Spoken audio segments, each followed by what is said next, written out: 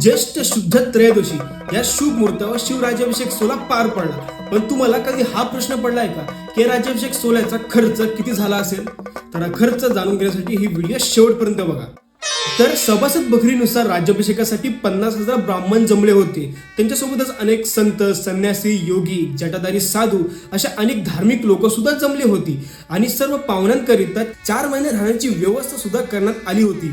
आणि प्रत्येकाला त्यांच्या पात्रतेनुसार सोने, दागिने आणि भेटवस्तू देण्यात आले. आणि त्याचबरोबर तुलादान, तुला पुरुषदान असे 16 महादान करण्यात आले.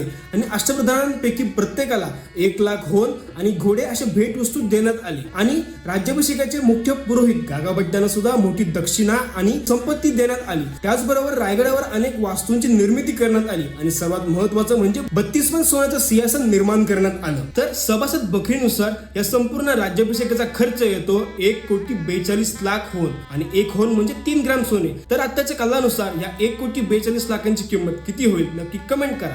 आणि असेच व्हिडिओ पाहण्यासाठी आताच फॉलो करा.